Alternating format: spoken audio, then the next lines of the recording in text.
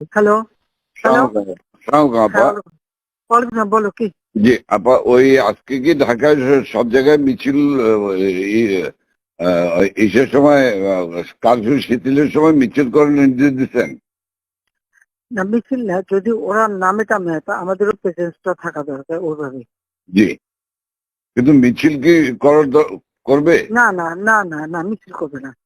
তাহলে মহানগর থেকে নির্দেশ দিয়ে দিয়েছে সব ওয়ার্ডে সব জায়গায় মিছিল করার জন্য। তাহলে এটা বন্ধ করাই না? দাঁড়াও, দাঁড়াও, দাঁড়াও। ওদেরকে কে বলছে মিছিল করতে? ওদেরকে মহানগর কি বলছে? ওদেরকে মহানগর থেকে বলছে। মহানগর কে বলছে তো, মহানগরে কেউ না কেউ বলছে তো। জি জি সেটা একটু জিজ্ঞেস করো তো। জি, আমি জিজ্ঞাসা করতে আমাকে মোহাম্মদপুর থেকে ফোন করলো। মোহাম্মদপুর হুম। আদাবর থেকে যে আমাদের মিছিল করা অর্ডার করেছে, উত্তর থেকে কাদের ভোলার কাদের ফোন এই করছে যে। ভোলার কাদের তো একটা মিথ্যে কথা, ওর কথা কয়ে না তো, ও খালি জি মিথ্যে কথা আপা, কয়। জি আপা। ওটা টানো না। ও সবসময় কিন্তু মিথ্যে কথা কয়। আপা তাহলে আমি একটু খবর নিয়ে আমি মির্জা না, আজমকে তুমি জিজ্ঞাসা জিজ্ঞেস করি। করো। হ্যাঁ, বিশেষজ্ঞ কে বলছে কি? যদি ইন্টেলিজেন্স বা এদের থেকে বলা হয়, কারণ এরা করতে পারে যে আমাদের প্রেজেন্সটা থাকলে তখন ওরা নামতে সাহস পাবে না, এটা জি সাপোর্ট হবে। জি। এটা হতে পারে। বাট তাহলে তোমাকে একটু জিজ্ঞেস করে নিতে হবে। আমি আচ্ছা। আমি ওদেরকে হেল্প করার জন্য হতে পারে, কিন্তু জি মির্জা আজমকে জিজ্ঞেস করে যে মির্জা আজমকে কে বলছে, জি, ওরা জিজ্ঞেস করে আমার জানাও। আমি জানছি। আর আপা ওই ওকে। যে তালিকাটা তৈরি করতে করতে বলছেন, একটা তালিকা তৈরি হ্যাঁ, করছি। তা তাড়াতাড়ি।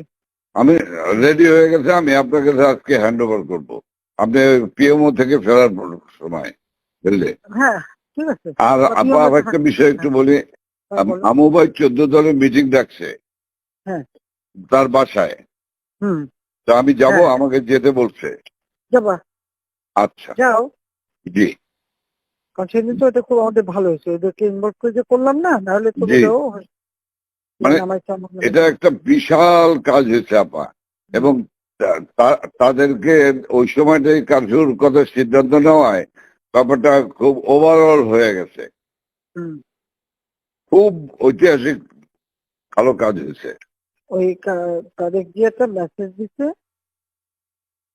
সবাইকে, যে যার যা কিছু আছে সব তো বঙ্গবন্ধুর কথা এখন নকল করে। জি জি হুম, সবাই জি। মানে আন্দোলন চালায় যাও, 2 দিন কন্টিনিউ করতে পারলে আর এই গভর্নমেন্ট থাকবে না। থাকবে না। জি হ্যাঁ। তো এটা সে সবাইকে বলছি। এখন তো তোমার আমি একটা কথা বলি, তোমার তোমার এই যে বিহারি, তুমি আমাকে যেটা বলবো সত্যি কথা বলবো। জি বলবো। তোমার ওই মোহাম্মদপুরের যে বিহারি পড়ছিল, ওদের ওদের ভূমিকাটা কি? ওদের ভূমিকা ভালো আপা। শুধু এখানে সেন্টু কমিশনার আছে একটা, এই যে কালপিট জাতীয় পার্টির। হুম। হ্যাঁ, ও একটা কালপিট, ওর সঙ্গে কয়েকটা ছেলে আছে জাতীয় পার্টির হুম। সঙ্গে। ও তো ওই এলাকার কাউন্সিলর, ওর কাছ থেকে বেনিফিট নেয়। এই ছেলে, এই গুটি কয়েক ছেলে, ধরেন 15-20টা ছেলে, তারা সব আমাদের তো পক্ষে ওরা ছিল। আজকে আজকে তাহলে ওরা আজকে পিক আপ করতে হবে। সেন্টু হলো সমস্ত মানে রুট অফ অল ইভিল।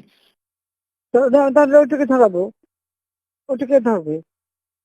আর এছাড়া বা আমার হুম। মোহাম্মদপুরের সব ঠিক হুম। আছে, শুধু পল্লবীটা ডিস্টার্ব। হ্যাঁ।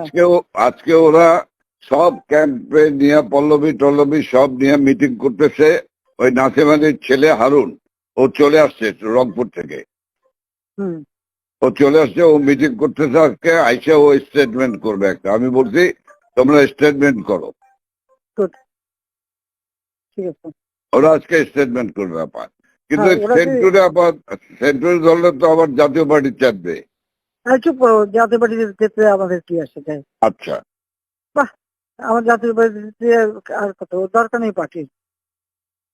ওটা সেন্টু আমার হলো হবে অনেক জিন্দা লাশ। না, না, ওই যে জিন্দা লাশ। আমি জি বলে জি দিচ্ছি, যেটাকে ডিস্টার্বিং এলিমেন্ট বলো, আমি এবার একটাও থাকবো না, সব সাফা করবো। জি আপা, জি আপা।